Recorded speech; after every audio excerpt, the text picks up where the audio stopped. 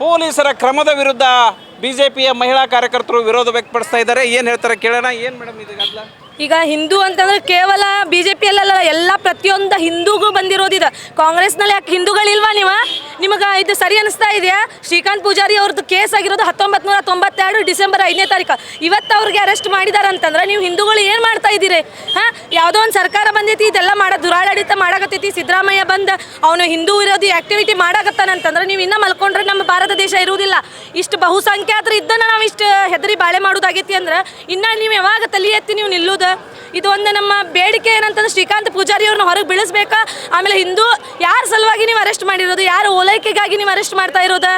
ಅಲ್ಪಸಂಖ್ಯಾತರು ಓಲೈಕೆಗಾಗಿ ನೀವು ಅರೆಸ್ಟ್ ಮಾಡ್ತಿದ್ರೆ ಎಷ್ಟೋ ಮಂದಿ ಹೇಳಾಗತ್ತಾರ ಏನು ಕಾಂಗ್ರೆಸ್ನವ್ರು ನೀವು ಬರೇ ಮುಸ್ಲಿಂ ಅಂದ್ರೆ ನೀವು ಸಪ್ರೇಟ್ ಇದು ಮಾಡ್ಕೊಂಬಿಡ್ರಿ, ಮುಸ್ಲಿಂ ಅಂತಂದು ಹಾಕೊಂಬಿಡ್ರಿ, ಅದಕ್ಕೆ ಕಾಂಗ್ರೆಸ್ ಅಂತ ಹಾಕೋಬೇಡ್ರಿ. ನೀವು ಇನ್ಮೇಲಿಂದ ಹಿಂದೂ ವಿರೋಧಿ ಆಕ್ಟಿವಿಟಿ ಮಾಡತ್ತೀರಿ. ಪ್ರತಿಯೊಬ್ಬ ಹಿಂದೂ ಕಾಂಗ್ರೆಸ್ ಕಾರ್ಯಕರ್ತರಿಗೆ ಇದು ನಾಚಿಕೆಗೇಡ. ಯಾಕಂದ್ರೆ ಹಿಂದೂ ಅಂತಂದಿದ್ರೆ ನೀವು ಬರಬೇಕಾಗಿತ್ತು, ಇಲ್ಲಿ ಪಕ್ಷದ ಪರವಾಗಿ ಅಂತಲ್ಲ, ಪ್ರತಿಯೊಬ್ಬ ಹಿಂದೂರು ಬರಬೇಕಾಗಿತ್ತು.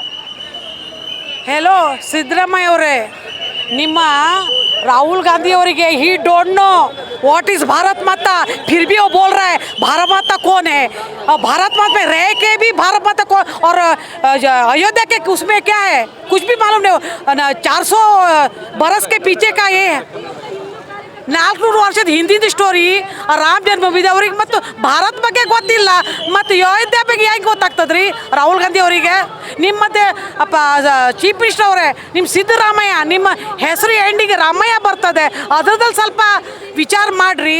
ರಾಮ ಯಾರು, ಭಾರತ ಮಾತೆ ಯಾರು, ಮತ್ತೇನದು ಹಿಂದೂಸ್ತಾನದಲ್ಲಿ ಇದ್ದು ನೀವು ಹಿಂಗೆ ನಾಟಕ ಮಾಡ್ತೀರಿ?